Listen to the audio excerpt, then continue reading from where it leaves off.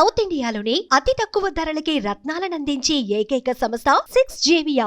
ఈ పాలి ఏట గురి తప్పేదే లేదే. ఇక రాజులమ్మ జాతరే. దేని గురించి మాట్లాడుతున్నానో ఈ పాటకి అర్థమైపోయి ఉంటుందిగా. అదేనండి మన తండేలు. ఆల్రెడీ పాటలు రిలీజ్ అయ్యి పిచ్చి పిచ్చి హిట్ అయిపోయినాయిగా. అందుకే ఆ టీముని అందరినీ కలిసి ముచ్చట్లు పెట్టుకుందామా? సరే కలుద్దాం రండి. అయ్యో టీం ఏది? ఎక్కడ పోయారు? ఈ లవ్ బర్డ్స్ని పిలవాలంటే ఈ ఇన్స్టాగ్రామ్ భాషలోనే పిలవాలిగా. సరే పిలుద్దాం రండి.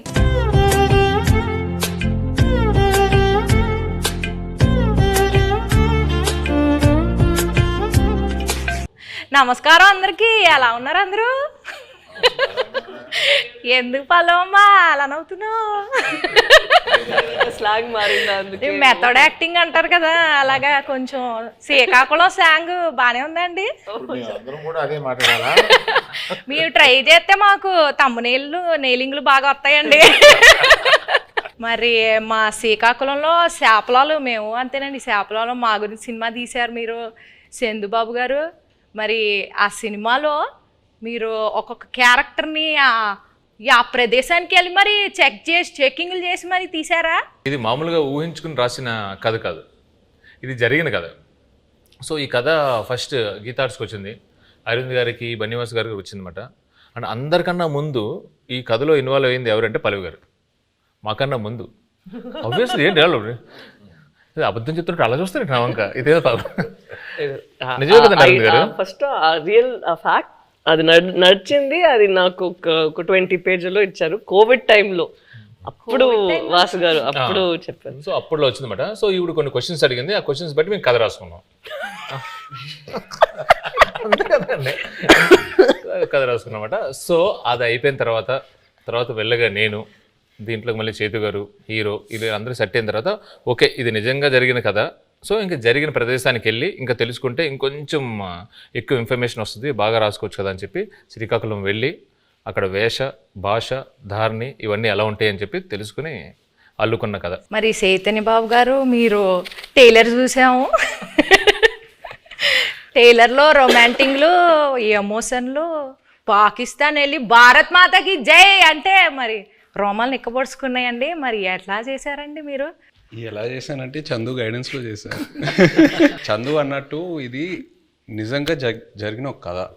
ఫస్ట్ మనకు స్టోరీగా వచ్చి మేము ఆ స్టోరీ విని బాగా ఎక్సైట్ అయ్యి ఆ తర్వాత చందు ఒక స్క్రీన్ ప్లే, ఒక సినిమాటిక్ లాంగ్వేజ్లోకి తీసుకొచ్చాడు. ఆ టైంలో ఆబ్వియస్లీ నేను రాజు క్యారెక్టర్కి చాలా దూరంగా ఉంటాను రియల్ లైఫ్లో. యూనో వాళ్ళ కల్చర్ ఏంటి, వాళ్ళ యాస, వాళ్ళు చేసే పనులు, వాళ్ళ ఎవ్రీడే లైఫ్ స్టైల్కి చాలా దూరంగా ఉంటా. సో మనం శ్రీకాకుళంకి వెళ్ళి కొన్ని రోజులు అక్కడ స్పెండ్ చేసి వాళ్ళతో మాట్లాడి వాళ్ళతో దగ్గరగా ఉండి వాళ్ళని బాగా అబ్జర్వ్ చేసి ఎక్సర్సైజ్ చేయటం బాగా హెల్ప్ అయింది నాకు. సో దానివల్ల నేను బాగా అర్థం చేసుకున్నా వాళ్ళు ఎలా ఉంటారు ఏంటనేది.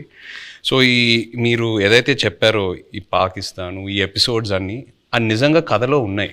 సో జస్ట్ ఒక సినిమాటిక్ గిమిక్ కోసం మనం అది క్రియేట్ చేయలేదు. సో నిజంగా ఉన్నాయి కాబట్టి ఏదో ఒక ఆనెస్టీ ఉంది దాంట్లో. సో ఒక యాక్టర్కి అంత ఆనెస్ట్ కంటెంట్ దొరికినప్పుడు మోటివేషన్ లెవెల్స్ బాగా హై ఉంటాయి. నా క్యారెక్టర్కి వచ్చేసరికి ఐ థింక్ మనం డిస్కస్ చేసినప్పుడు we were trying to see ఈ ఉన్న సీన్లో ఎలా కొంచెం కొత్తదిగా మనం చూపించగలుగుతాము. అప్పుడు ఉన్నప్పుడు అక్కడ ఉన్న వాళ్ళు ఎలా ఆలోచిస్తారు, వాళ్ళు ఏం లోపల పెట్టుకోరు, చాలా ఓపెన్గానే ఉంటారు. వాళ్ళకి ఏం మనసులో ఉందో అది బయట చెప్తారు. అండ్ ది వెరీ అన్ఫిల్టర్డ్ అని చెప్తారు కదా. ఏంటి అంతా నేను అలానే అడగబోతున్నానండి మిమ్మల్ని. మనసులో ఏం పెట్టుకోకుండా అడిగేస్తానండి అన్ని. అదే సో అలానే క్యారెక్టర్స్ని కూడా చేశారు. మీరు సాంగ్స్, టీజర్స్ ఏది చూసినా ఫోన్ మీద ఎక్కువ షార్ట్స్ ఉంటాయి, సెల్ ఫోన్తో. ఎందుకంటే నిజంగా రాజు క్యారెక్టర్ 9 నెలలు అలా సముద్రంలోనే ఉంటాడు. ఓన్లీ 3 నెలలు ఊరు శ్రీకాకుళంకి వచ్చి సత్యత బుచ్చితల్లితో ఉంటాడు. సో ఇంకా ఆయన ఆ 9 monthsలో కూడా వాళ్ళు జట్టీకి వచ్చిన ఆ 2 రోజులకే ఫోన్ సిగ్నల్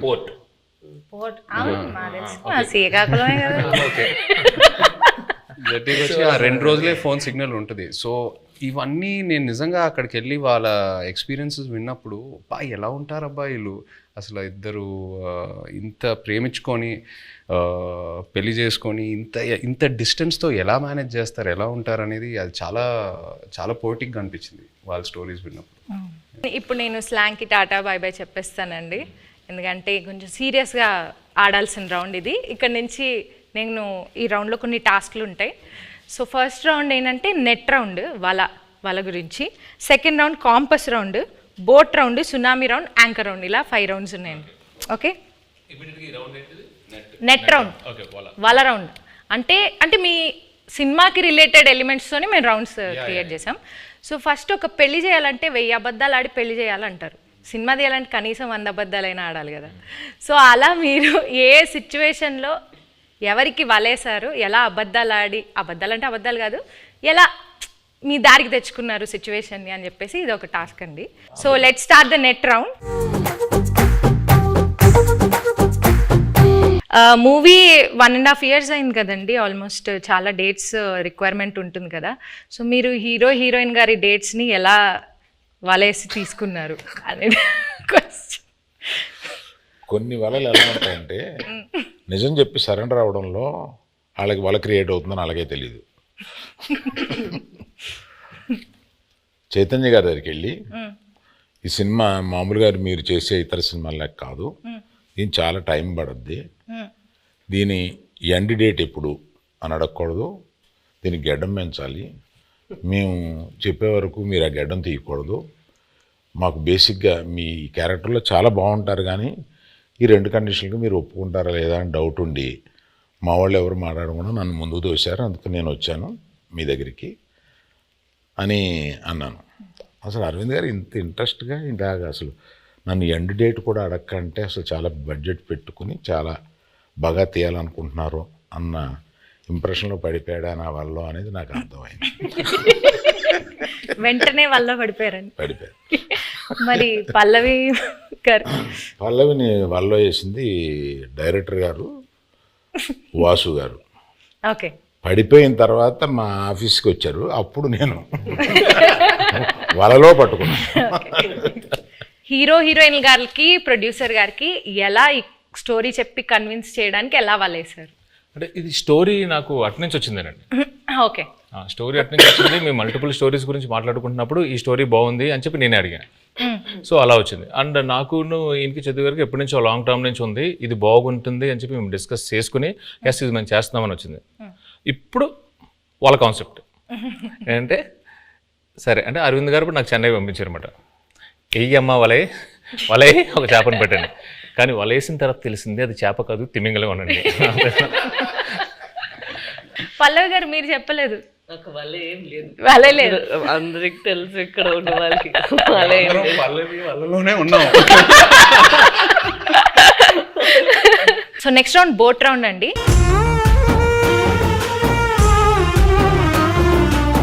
ఈ రౌండ్కి తండేలంటే క్యాప్టెన్ కదా, సో అరవింద్ సార్ ఈ రౌండ్కి కెప్టెన్ సార్, మీరే ఈ బోట్ని నడిపే కెప్టెన్. మిగతా క్రూ మెంబర్స్ సార్, వాళ్ళని అడిగిన క్వశ్చన్స్కి వాళ్ళు ఎలా సమాధానం చెప్తున్నారు మీరు మార్క్స్ వేయాలి sir. Sir Aravind sir, cinema beginning నుంచి ఎండింగ్ లోపల మీరు ఏదైనా ఫేస్ చేసిన బిగ్గెస్ట్ స్టామ్ ఉందా, అదేంటి? బిగినింగ్ నుంచి ఎండ్ వరకు ఒకే స్టామ్ ఉందమ్మా, బడ్జెట్. అదే పెద్ద స్టామ్. ఈ స్టామ్లో నేను మామూలుగా సీలో మామూలుగా వెళ్ళిపోయి సరదాగా వచ్చి బడ్జెట్లో అనుకున్నాం, కుదరలేదు. మధ్యలో స్టామ్ వచ్చి బడ్జెట్ పెరిగింది. షూటింగ్లో ఎలాంటి ఛాలెంజెస్ ఎదుర్కొన్నారు? దీనికి రెక్కి చేసేటప్పుడు ఒకసారి సముద్రంలో పడిపోయింది మా పడవ. ఆల్మోస్ట్ ఒక కింద అంటారు కింద రాక్ ఉంటుందని మాకు తెలియలేదు. సో టప్పని ఇరుక్కుపోయి పడవ సగం ఇరిగిపోయి ఇలా అయిపోతుంది అన్నమాట. సో ఆబ్వియస్లీ మాకు స్విమ్మింగ్ రాదు, ఏమీ రాదు. నాకు ఎందుకో నిజంగా తెలియదండి, నాకు అప్పుడు కూడా భయం వేయలేదు. జారిపోతున్నారు, టైటానిక్లో జారిపోయినట్టు జుమ్ జుమ్ అని జారిపోతున్నారు. అసలు మీకు దేనికి భయం వేస్తుందండి? మీకు భయం అనేది లేదు కదా అసలు. చెప్ప మా వైఫ్ అంటే భయం అంటండి, అది ఆబ్వియస్లీ భయపడాలండి. సో సాయి పల్లవి గారు, సో మిమ్మల్ని బాగా కష్టపెట్టిన సీన్ కానీ డాన్స్ సీక్వెన్స్ కానీ ఏమైనా ఉందా? చెప్పండి. అవన్నీ ఉండవు జూజీబీ. నెక్స్ట్ అట్లేం లేదు, కరెక్ట్గా అది ఎగ్జిక్యూట్ చేయాలి, కరెక్ట్గా మనం యాక్ట్ చేయాలి అనే ఆ ప్రెషర్ ఉంటుంది కదా, అంతే ఉంది. అండ్ తను చెప్పినట్టు చాలా కూల్ డైరెక్టర్గా ఉన్నారా. సో ఎప్పుడైనా చాలా భయం వచ్చింది ఈ సీన్ ఎలా చేయబోతున్నాం అంటే నేను చూసుకుంటాము అలా ఉంటారా, అదే నాకు పెద్ద భయం. ఏంటి ఇంత కూల్గా ఉన్నారు అలా అయిపోయి. ఈ బోట్లో ఎనర్జీ తగ్గినప్పుడు, అంటే ఈ బోట్ ప్రయాణం అంటే మూవీ ప్రయాణంలో ఎనర్జీ తగ్గిపోయినప్పుడు మీరు ఎలా మీ కో యాక్టర్స్ని కానీ మీ మీ టీంని ఎలా మోటివేట్ చేసేవాళ్ళు? ప్రతి ఎపిసోడ్ ఈ సినిమాలో చాలా పెద్ద ఎపిసోడ్. పాపం అరవింద్ గారికి ఆయనకి బాగా ఆయన హీట్ మ్యాక్సిమం ఆయనే ఫేస్ చేశారు. కానీ మాకు ప్రతి ఎపిసోడ్ ఒక ఛాలెంజింగ్ ఎపిసోడే. అండ్ సముద్రంలో చాలా వరకు షూటింగ్ చేసాం ఈ సినిమా. అండ్ సముద్రంలో చేయటం not at all easy. So షెడ్యూల్కి కొంచెం గ్యాప్స్ ఎక్కువ తీసుకునేవాళ్ళం. మీరు ఆ పెద్ద బోట్లో ఉంటే లైఫ్ బోట్లో, పెద్ద బోట్ సింక్ అవుతూ ఉంటే లైఫ్ బోట్లోకి ఎక్కాలన్నారు కదా. నాకు ఆ సిచ్యువేషన్ వచ్చుంటే, నేను పెద్ద బోట్లో ఉన్నా, స్టామ్ వచ్చింది, నేను చందుకు ఫోన్ చేస్తా, చందు నన్ను కాపాడు చందు అంటే, తను ఒక లైఫ్ బోట్లోకి వచ్చి నన్ను లైఫ్ బోట్లో పెట్టి తను వెళ్ళిపోతాడు. నన్ను మధ్యలో ఆ లైఫ్ బోట్లో వదిలేస్తాడు. I will come in some time, మీరు అక్కడే ఉండండి, నేను కొన్ని రోజుల్లో వస్తా, డోంట్ వరీ. అక్కడే ఆ లైఫ్ బోట్లో నాకు స్నాక్స్, ఒక ఎంటర్టైన్మెంట్ అన్నీ నన్ను కంఫర్ట్గా పెట్టి నేను వస్తా. ఒక 1-2 monthsలో వస్తా, వచ్చి పికప్ చేసుకుంటా. అంత కూల్గా ఉంటాడు మా చందు. సో మీరు మధ్యలో వదిలేస్తారు అలాగా? మధ్యలో వదిలేదండి, వాళ్ళ ప్రిపరేషన్ కోసం,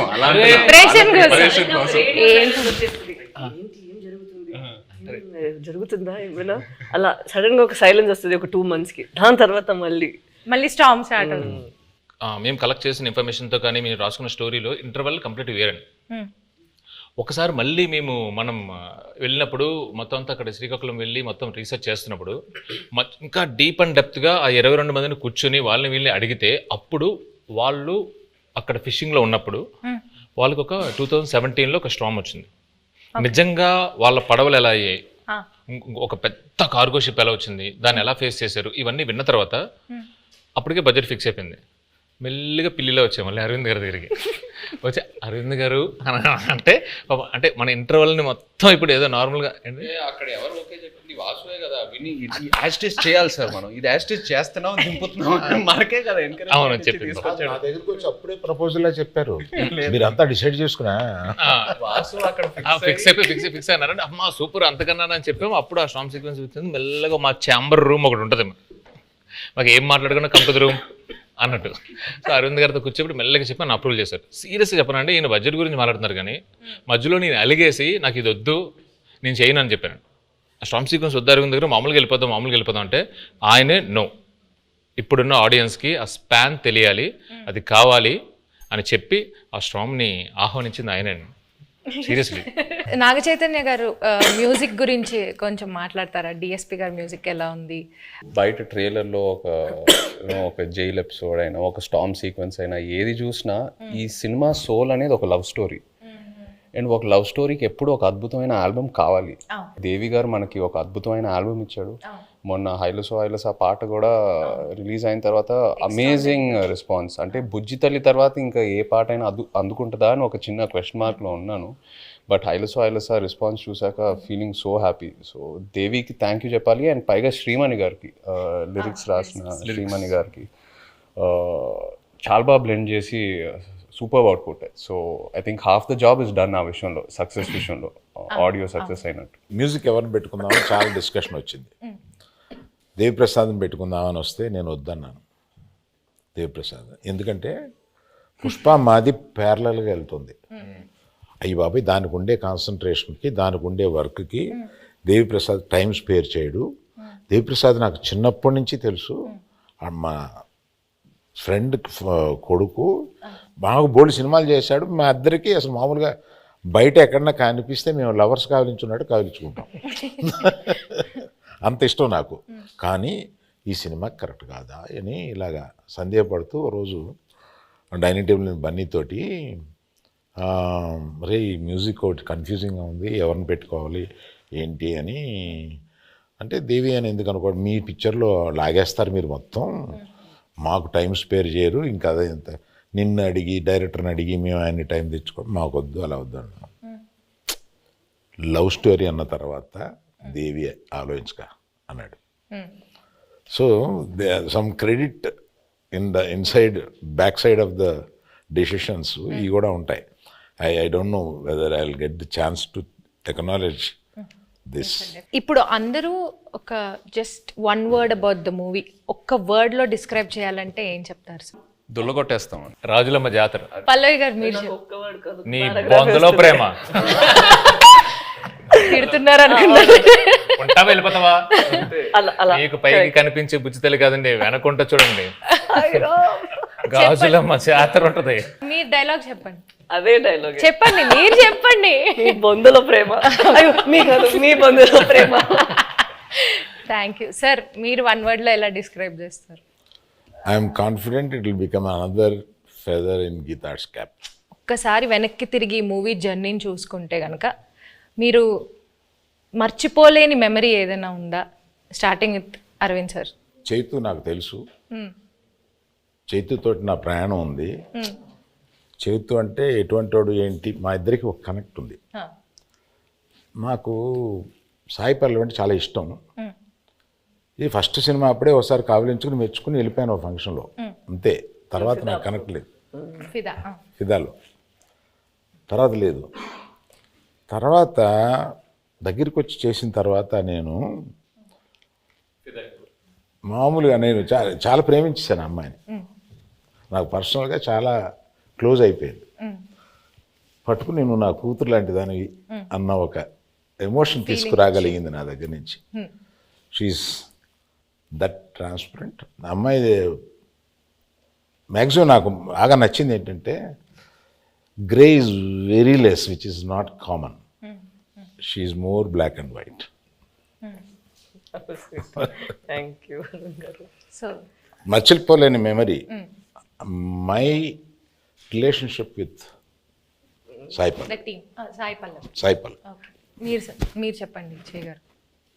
నాకు ఈ సినిమాయే ఒక జర్నీ నిజంగా చెప్పాలంటే. ఈయన వెరీ పాజిటివ్. అంటే అందరం జోకింగ్గా మాట్లాడుకుంటాము, 1.5 years షూట్ చేసాము అది ఇది అని. బట్ వెరీ రేర్లీ మనకి ఇలాంటి సబ్జెక్ట్స్ దొరుకుతాయి. ఒక కొన్ని రియల్ ఇన్సిడెంట్స్ బేస్ చేసుకొని ఇన్స్పైర్ అయ్యి హ్యూమానిటీ మీద కొన్ని సబ్జెక్ట్స్. అంటే నాకు లవ్ స్టోరీస్ అంటే బాగా ఇష్టం. బట్ ఈ సినిమాలో ఏంటంటే ఒక కపుల్ మధ్యన ఉన్న ప్రేమ అది ఆనెస్ట్గా ఉంటే ఎంత దూరం వరకైనా వెళ్ళొచ్చని, ఏ ఛాలెంజ్ అయినా ఫేస్ చేయగలుగుతాము. ద పవర్ ఆఫ్ లవ్ ఈ సినిమాలో బాగా హైలైట్ అవుద్ది. అండ్ లవ్ అనేది జస్ట్ హ్యాపీనెస్సే కాదు, లవ్లో పెయిన్ కూడా ఉంటుంది. అండ్ ఈ సినిమాలో అది బాగా ఎక్స్ప్లోర్ చేసాం. పుట్టింగ్ దట్ అసైడ్, ఈ 1.5 years ఈ ట్రావెల్ అంటే మా టీంతో, అరవింద్ గారితో, పల్లవి గారితో, చందుతో, అందరితో ట్రావెల్ చేస్తూ ఇంకా ఒక 1 month షూటింగ్ పెడితే నేను హ్యాపీగా వస్తాను. అందరూ కొడతారు కానీ, బట్ అంత అంటే ఇంకా చేయాలని కొన్ని సినిమాలకి అలా అనిపిస్తూ ఉంటుంది. ఎక్కడ సమ్మర్లో రిలీజ్ చేద్దామన్నారు. నమ్మిది పెట్టకండి ఒకసారి క్లాస్ అయిపోయింది. ఈ హెయిర్, ఈ బియర్డ్, ఈ లుక్ వల్ల నేను వేరే ఏ ప్రాజెక్ట్ కూడా చేయలేను. It's very unique to this character. నాకు ఎక్కడ నిజంగా ఇబ్బందిగా అనిపించలే. అంటే ఇవాళ వెళ్ళి షేవ్ చేసేద్దాం అబ్బా, ఇవాళ హెయిర్ కట్ చేసేద్దాం అబ్బా, చిరాకు వస్తుంది, అట్లా ఎక్కడ అనిపించలే. ఇంకా అరవింద్ గారు ఇంకా చేద్దామంటే okay let's do it, Chandu ఏదైనా బెటర్మెంట్ చేద్దామంటే let's do it. So that's just a sign saying that బాగా కనెక్ట్ అయ్యి ఎంతో ప్రేమించి ఎంతో ఆనెస్ట్గా ఈ జర్నీ జరిగిందని. So yeah, I think it'll be very memorable for me. Yeah, the movie itself is very Chaitanya గురించి మాట్లాడాలి. నేను I told you this already. నేను తనకి కూడా చెప్పాను, నాకు లవ్ స్టోరీలో చేసిన చైతన్య గారు అండ్ ఇక్కడ మన తండ్రిలో చేస్తున్నప్పుడు చాలా డిఫరెన్సెస్ కనిపిస్తుంది. ఒక యాక్టర్కి మనం నార్మల్గా జనాన్ని చూసినప్పుడు అక్కడ నుంచి కొన్ని విషయాలు మనం పట్టుకుంటాం కదా. ఇక్కడ నాకు చాలా బాగా కనిపించింది తను ఎలా కొన్ని క్యారెక్టరిస్టిక్స్ అక్కడి నుంచి తీసుకున్నారు. Not for body language but for mind set. ఎలా వాళ్ళు ఆ మైండ్ సెట్ ఉంటే మనకి అప్పుడు యాటిట్యూడ్ కూడా వస్తుంది. అది మాట్లాడినప్పుడు not the Masih once but at least for the ప్రేమతో మాట్లాడినప్పుడు, లేదంటే తన కోపని లోపల పెట్టినప్పుడు. అండ్ ఎస్పెషలీ ఒక సీన్ తను ఆ ప్రిజన్లో ఉన్న ఒక సీన్ ఉందా, నాకు ఫస్ట్ వాళ్ళు అది షూట్ చేశారు, దాని తర్వాత నా సీన్ షూట్ చేశారా, కరెక్ట్ కదా. నేను అది చూసిన తర్వాత తనకి చెప్పాను, మనకి ఉన్న స్క్రిప్ట్ తన చేసిన పర్ఫార్మెన్స్కి మనం ఇది చేస్తే అది కొంచెం తగ్గిపోతుంది. సో మనం ఇది ఇంకా కొంచెం లేపేద్దాం, లేదంటే it wouldn't be equal to his performance that he's done over there అనేది ఆ దేవుడు. మేము ఎంతో ఒక సీక్వెన్స్ చేసాం. ఆ సీక్వెన్స్ కి ముందు ఈవిడ ఒక సీక్వెన్స్ ఉంది. సో అది చూసి అది ఏదైతే సీన్ ఉందో ఇది సరిపోదు to match that scene. Exactly. So అలా నాకు అనిపించింది. It was too honest for me. అప్పుడు నేను చెప్పిన మనం ఇక్కడ ఇది ఇంకా బెటర్గా ఇది చేయాలి, లేదంటే ఇది తగ్గిపోతుంది, దీనికి అది తగ్గిపోతుంది అని we had to do even that way. So I have to give it to him that than just saying తను ఒక డౌట్ వచ్చింది, అంత బాగా చేశాడు కదా, నేను ఇంకొంచెం లేపాలి దీన్ని అని నువ్వు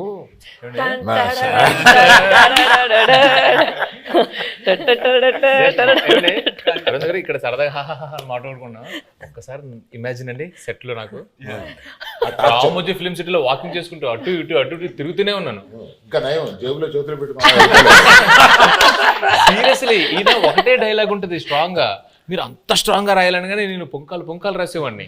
లేదు, తను 2 pages కి రాసారా, నేను చెప్పిన అక్కడ ఒకే మాట అన్నారు, నాకు గుండెలు చాలా పెయిన్ వచ్చింది, అది ఎంత బాగుంది, మనం కూడా అంతే ఒక పంచ్ ఇద్దామని నేను అడిగితే 2 pages ఉందండి.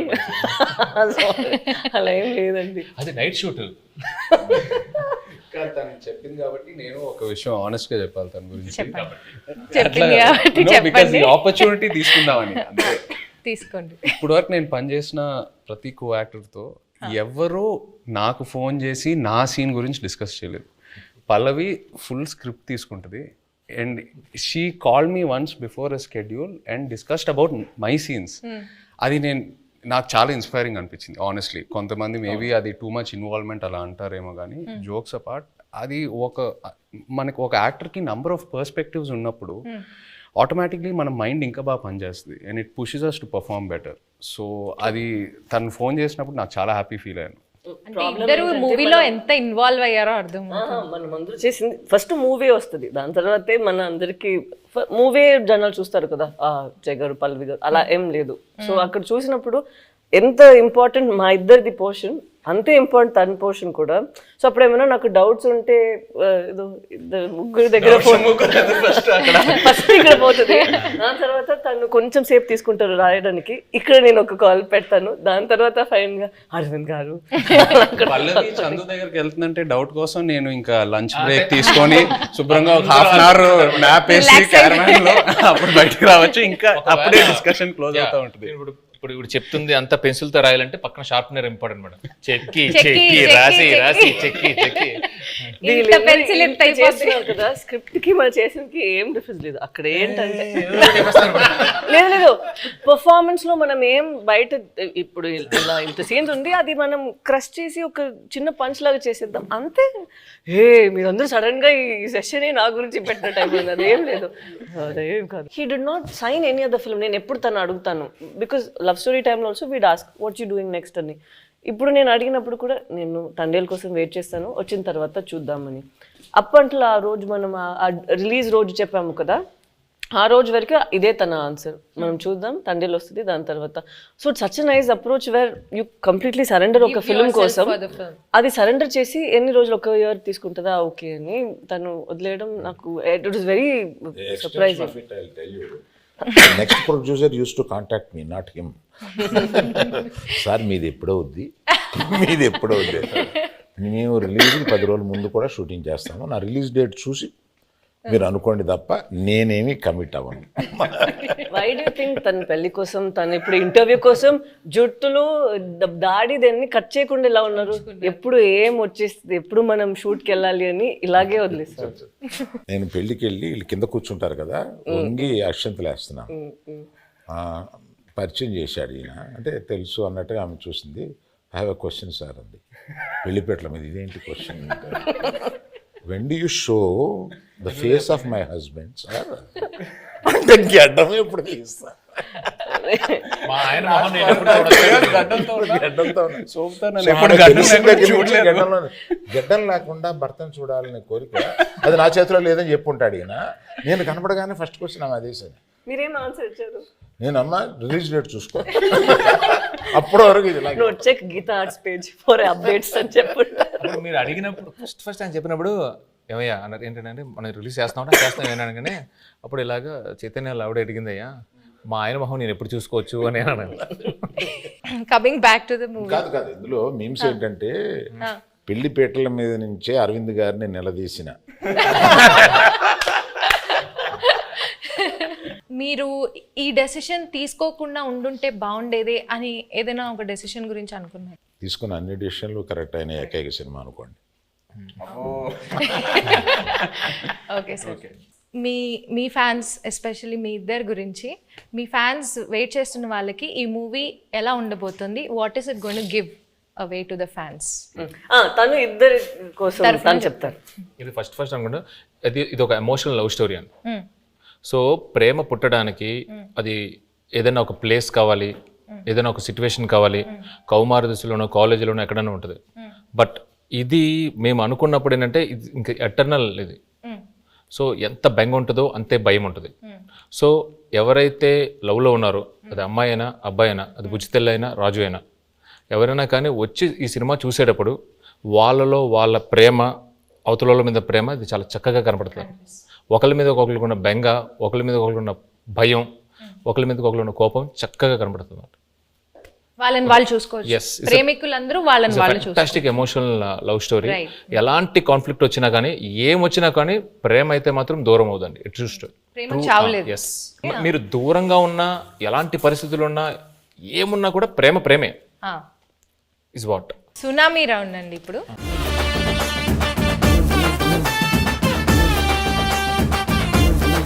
సునామీ రౌండ్లో ఏంటంటే ట్రూత్ ఆర్ డేర్ అన్నమాట ఇది. సో మీరు ఆన్సర్ చెప్పలేకపోతే డేర్ చేయాల్సి వస్తుంది. సాయి పల్లవి గారు తండేల్లో బాగా యాక్ట్ చేశారా, లవ్ స్టోరీలో బాగా యాక్ట్ చేశారా? సాయి పల్లవి గారు తండేల్లో ఇంకో క్వశ్చన్ ఉంది, ఆప్షన్ కావాలా? ఇవ్వండి. మల్టీ స్టారర్ మూవీలో యాక్ట్ చేయాలంటే అల్లు అర్జున్ గారితో చేస్తారా, అక్కినేని అఖిల్ గారితో చేస్తారా? అఖిల్తో ఆల్రెడీ మనంలో ఒక స్క్రీన్ స్పేస్ షేర్ చేసాం కాబట్టి డెఫినెట్లీ అల్లు అర్జున్ గారితో చేయటం will be a good opportunity. Sai Pallavi గారు, మీ ఫేవరెట్ కోస్టార్ ఇన్ తెలుగు మళ్ళీ వర్క్ చేయడానికి, అంటే మీరు ఇప్పటిదాకా యాక్ట్ చేసిన వాళ్ళలో మళ్ళీ ఎవరితో వర్క్ చేయాలనుకుంటున్నారు? The rapport that I have Chaitanya గారితో ఉన్నది చాలా కంఫర్టబుల్. ఓపెన్, తను ఏం అనుకుంటారో లేదో, but he'll always have a face where is very understanding and very compassionate. So I think Chaitanya గారు. ఓకే, బట్ మళ్ళీ అంటే కొంచెం స్పేస్ ఇచ్చి మళ్ళీ చేద్దాం. తనకి పాపం 1 year నుంచి నేను పల్లవితోనే ఉన్నాను, బోర్ కొట్టింది, అలా అవ్వకూడదు కదా. సో కొంచెం స్పేస్ ఇచ్చి దాని తర్వాత I make him miss me and then I'll come and work with him. So Chandu garu, performance wise Sai Pallavi గారు బాగా చేశారా, నాగ చైతన్య గారు బాగా చేశారా? ఒక్కళ్ళని పిక్ చేయాలంటే ఎవరిని పిక్ చేస్తారు? తననే పిక్ చేస్తారు. నేనే ఇద్దరు మధ్య చాలా బాగా రెండు నేమ్స్ లో ఒక్కళ్ళని పిక్ చేయాలి. ఓకే, లేకపోతే మీకు డేర్ కూడా ఉంది. డేర్ ఏంటో చెప్పనా? చెప్పండి. ఓకే, మీ వైఫ్ కి కాల్ చేసి బుజ్జి తల్లి 2 lines ఏం మాట్లాడకుండా ఫస్ట్ ఆ 2 lines పాడాలి. బుజ్జి తల్లి వచ్చేస్తున్నానే, కాస్త నవ్వే.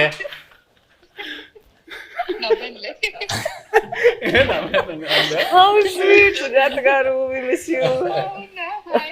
హాయ్ అండి. నా గుండె టక కొట్టేసుకుంటుంది.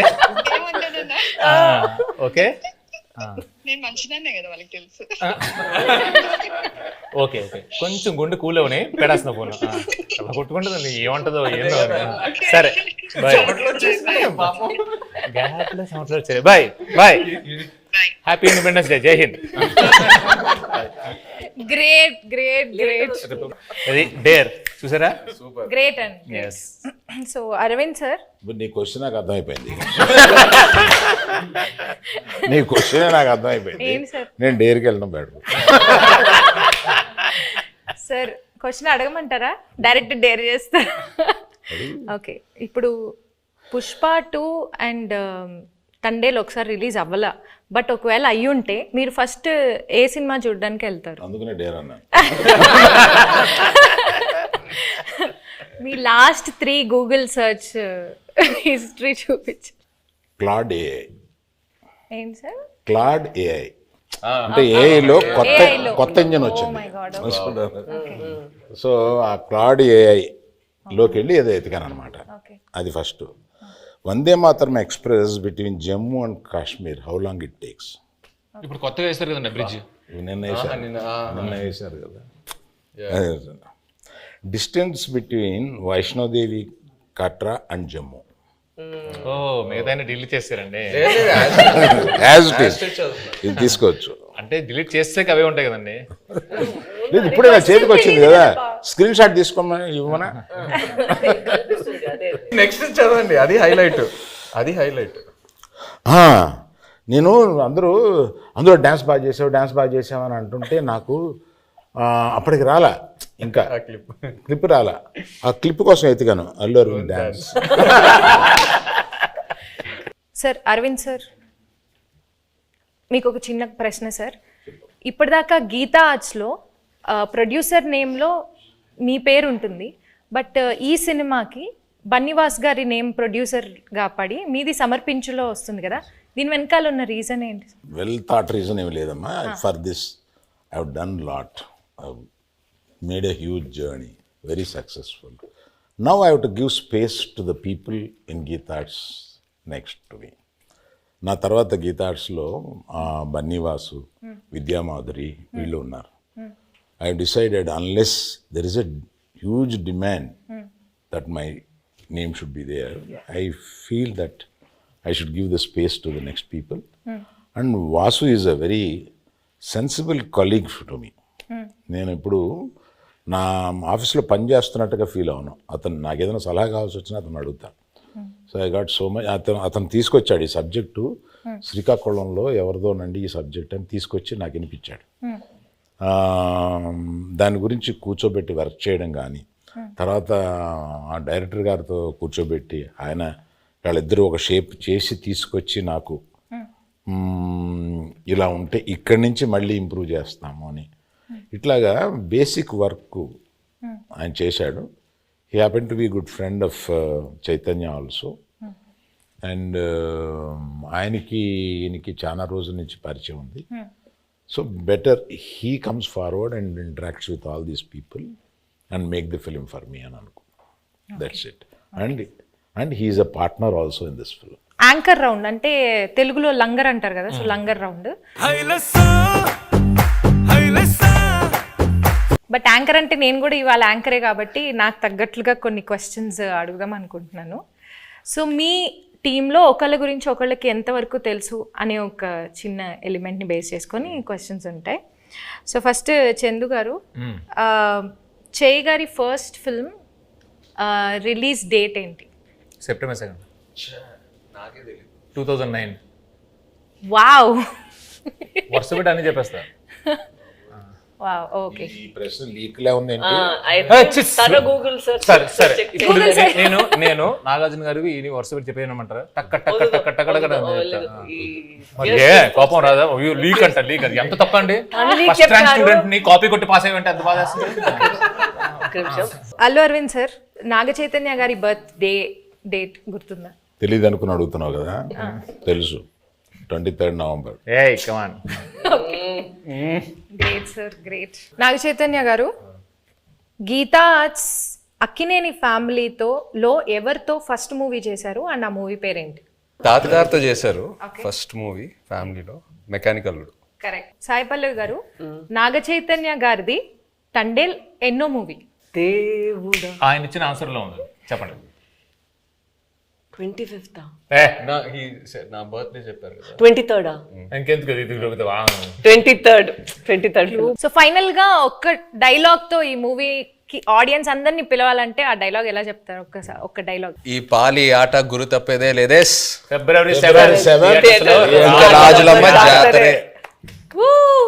Thank you so much, thank you.